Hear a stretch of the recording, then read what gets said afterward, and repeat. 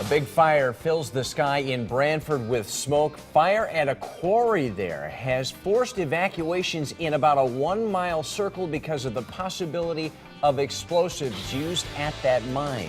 You can see that smoke for miles. Been going on for a while now. Hi, everybody. Glad you're with us. I'm Darren Kramer. And I'm Ann Craig. Right now, anyone living or working within a mile from the quarry is being evacuated as that fire continues to burn now. It's happening at 99 Quarry Road. That's right near the shoreline, just south of I-95 near exit 56.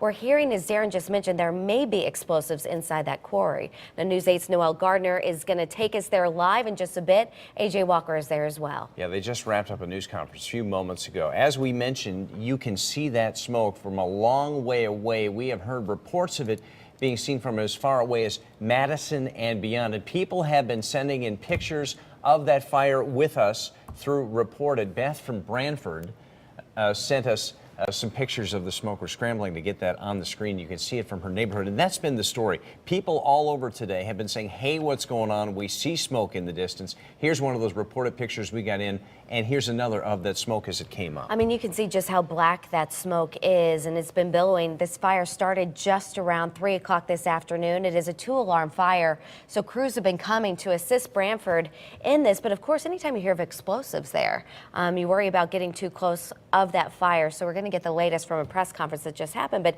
Darren, this is a famous rock quarry. It's really well known in the local area because of that pink granite. It has provided granite for a lot of the landmarks in Washington, D.C. and locally and around the country. And Nyberg's going to have more on that coming up a little bit later in this program. This report came in from our Chris Velarde. You can see the firefighters have blocked off the roads. People there watching, and that's what we're hearing from the scene. Our Noel Gardner out there, she was with officers as they were going door to door in that 1-mile circle, knocking on doors, telling people to get out just as a precaution as that fires burn. And again, the concern is explosives that may be there to be used with the mine. All right, I understand Noel Gardner is standing by now near the quarry to give us the very latest. Noel, what's happening? Is the fire still burning?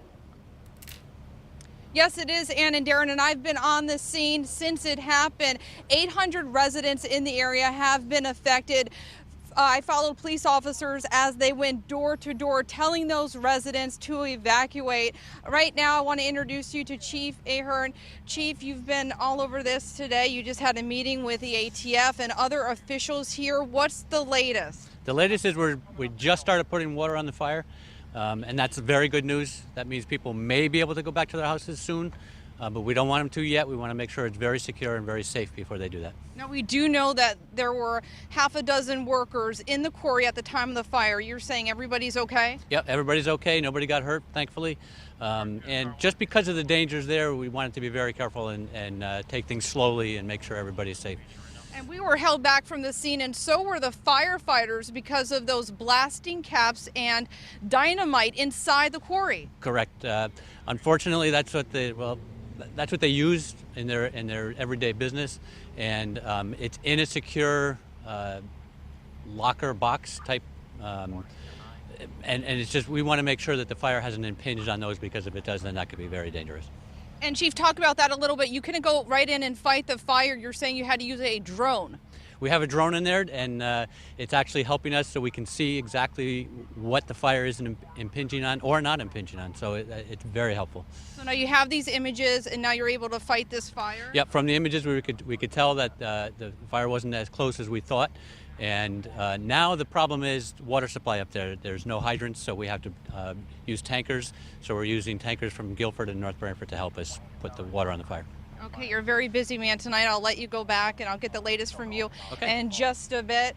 Of course, tonight we are on the scene, and I'll bring you the very latest. Now, there are 2 shelters for residents. Again, 800 residents have been affected, and we're told they can bring their pets.